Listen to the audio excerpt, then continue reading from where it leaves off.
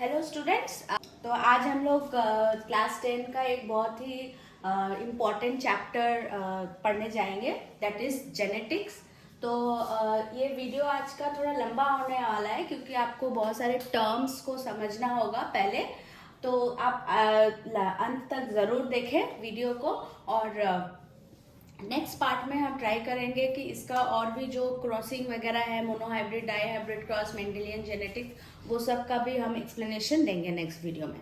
तो let us start with the genetics. So first term related to genetic is gene. मैंने पिछले video में structure of chromosome में आपको जीन का एक्सप्लेनेशन पूरा दिया था। तो gene is what? Gene is the unit of heredity. तो एक एक करके हम सारे टर्म्स में आएंगे बच्चों। मैंने यहाँ पे सारा लिस्ट लिख दिया है टर्म्स का, आप देख लो, आपको सारे टर्म्स का मीनिंग समझना होगा। तो gene is the unit of heredity, ठीक है। अभी हेरिडिटी क्या होता है? Heredity means the transmission of character और feature from one generation to another generation. Like अगर आपके पेरेंट्स के बाल हेयर्स अगर ब्राउनिश है और आपका भी ब्राउन है, मीन्स यहाँ पे हेरिडिटी काम कर रहा है। Like from your parent the character is transmitted in your body, this is called heredity. Variation का मीनिंग क्या होता है? Variation means you are not the exact copy of your parent, right? You are not Xerox copy. Some features are in your body are like your father and some features are like your mother. So you are showing difference, right? So differences between the parents and yourself and differences between the sibling. So this is called variation.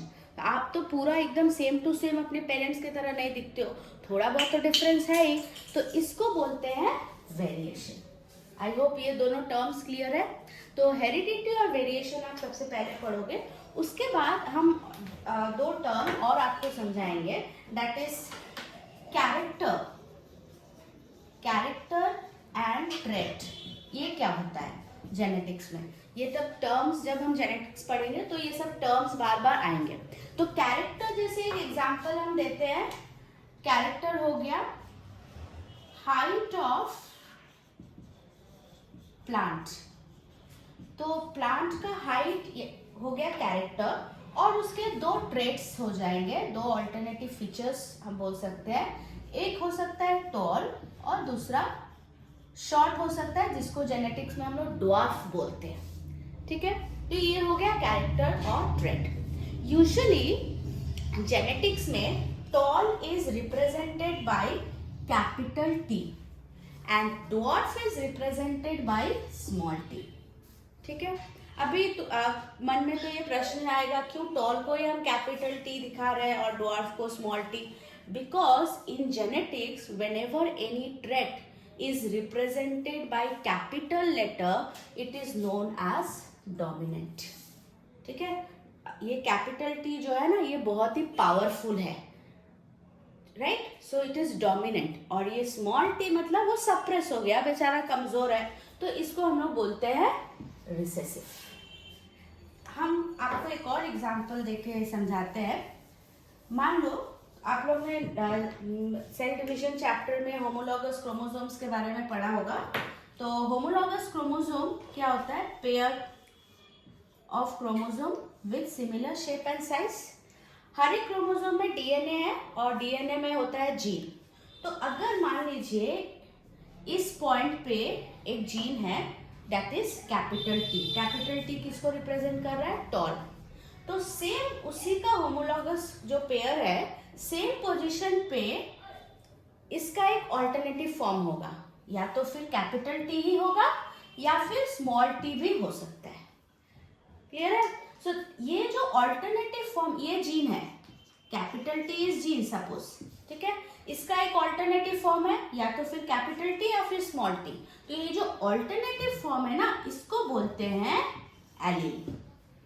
So what is allele? Allele is alternative form of a gene. बच्चों ये definition है exact, बहुत छोटा सा definition है, आप learn कर लेना, आईसीएसई के लिए इंपॉर्टेंट है। तो अगर हम इसका जो पेयर है लिखें, तो ये सब पॉसिबिलिटी हो सकता है, कैपिटल टी देखो। सेकेंड पॉसिबिलिटी है capital T small T, right, and third possibility है स्मॉल टी। तो ये क्या है, पेयर में हम लिखे हैं, मतलब ये दोनों जीन जो है and allele present in the homologous pair, इसीलिए हमेशा पेयर्स में लिखते हैं। अब देखो बच्चों, ये दोनों ही कैपिटल टी है, ठीक है। अभी मैंने इस थोड़ी देर पहले ही बताया था डोमिनेंट रिसेसिव। सो अगर कोई जीन या एलील कैपिटल लेटर से रिप्रेजेंट करते हैं मीन्स वो डोमिनेंट है, वो ज़्यादा पावरफुल है, हाँ। और जो जीन या एलील स्मॉल लेटर से रिप्रेजेंट करते हैं वो कमज़ोर है, सप्रेस हो जा रहा है डोमिनेंट जीन के थ्रू, तो उसको बोलते हैं रिसेसिव। तो अभी इसमें दोनों ही एलील डोमिनेंट है, ठीक है। तो ये जो ये जो फीचर है इसका ट्रेट क्या होगा या एक्सप्रेशन क्या होगा, प्लांट का मॉर्फोलॉजी क्या होगा, ये प्लांट होगा टॉल। क्लियर है। अब इसमें क्या है, कैपिटल टी स्मॉल टी, इसमें दोनों ही है, डोमिनेंट है रिसेसिव है, बट ये तो ज़्यादा पावरफुल है बच्चों, ये इसको सप्रेस करेगा, ये रिसेसिव है, तो प्लांट का हाइट क्या होगा, इसका भी टॉल होगा, ड्वार्फ नहीं होगा, ठीक है। अब इसमें क्या है, स्मॉल टी है, अब इसमें तो कैपिटल टी है ही नहीं, इसमें दोनों ही स्मॉल टी है, तो प्लांट हो जाएगा dwarf. I think it is clear. So ये जो फीचर, ये जो एलील पेयर्स दिख रहा है आपको, कैपिटल टी, स्मॉल टी, ये क्या दर्शा रहा है, ये दर्शा रहा है जेनेटिक कॉन्स्टिट्यूएशन ऑफ एन ऑर्गेनिज्म। जो पूरा सेट है, जीन का कॉन्स्टिट्यूएशन है, वो दर्शा रहा है, क्योंकि ये सब क्या है, कैपिटल टी, ये सब जीन है, एलील है। So these are showing genetic constitution, and this genetic constitution is known as genotype. ठीक है? So genotype is the genetic constitution for a particular feature in an organism. ये हो गया definition.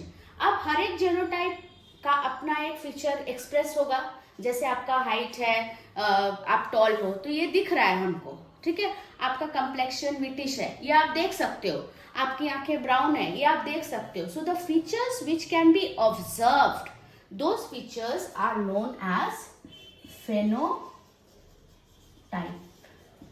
Clear है। सो ये टॉल ड्वार्फ हम देख सकते हैं प्लांट्स का, तो ये हो जाता है phenotype. I hope terms clear है। अभी नेक्स्ट दो टर्म्स में आ जाते हैं, होमोजाइगस, हेट्रोजाइगस। इसका मतलब क्या है, आप देखो बच्चों, ये पेयर में, इस पेयर में दोनों ही एलील सेम है, तो सेम मतलब क्या होता है, आप पढ़े होंगे होमोजीनियस मिक्सचर, तो होमो मतलब क्या होता है, सेम, और हेट्रो मतलब डिफरेंट। तो ये जो पेयर है ना, इसको बोलते हैं होमोजाइगस कंडीशन। कैपिटल टी को, स्मॉल टी सेम एलील्स है, तो इसको भी होमोजाइगस। क्लियर। और जो बीच वाला है capital T small T, different alleles है, तो इसको बोलते हैं heterozygous. I hope it is clear. और एक बात बच्चों, जेनेटिक्स में आपको जानना बहुत जरूरी है कि जब भी आप एलील पेयर्स लिखो, डोमिनेंट जीन को पहले लिखना है, फिर रिसेसिव को। अगर आप ऐसे लिखते हो स्मॉल टी कैपिटल टी, ये रॉन्ग है, ठीक है। हमेशा ऐसे, हेट्रोजाइगस कंडीशन में ऐसे हमेशा डोमिनेंट एलील को पहले लिखा जाता है। सेकेंड पॉइंट ये है कि हमेशा याद रखना, ये जो स्मॉल टी है, क्या है, ये रिसेसिव फीचर है, ठीक है। प्लांट इज ड्वार्फ, तो रिसेसिव फीचर तभी ही होगा, एक्सप्रेस होगा या फिर दिखेगा, जिसको बोल सकते हैं, जब ये होमोजाइगस कंडीशन में होगा। स्मॉल टी तो यहाँ भी है, जिसको बोलते हैं हेट्रोजाइगस कंडीशन, यहाँ पे प्लांट ड्वार्फ नहीं होगा, ये टॉल ही होगा। तो ये जो recessive gene can only express when it is present in homozygous condition. Heterozygous condition में ये जो डोमिनेंट जीन है ना, इसको सप्रेस करेगा। So I think all the terms related to genetic is now clear to you. So next video में हम पढ़ेंगे मेंडेलियन जेनेटिक्स के बारे में। बच्चों आप ये वीडियो देखिएगा ध्यान से, इसको सब्सक्राइब करिएगा। आप देखिएगा बेल बना हुआ है सब्सक्राइब के जगह पे, तो आप इसको ज़रूर सब्सक्राइब करिएगा। और अगर आपको लगे कि इसको शेयर करें ताकि आपके फ्रेंड्स भी बेनिफिट पाए इससे, तो आप ज़रूर शेयर करके लाइक करिएगा।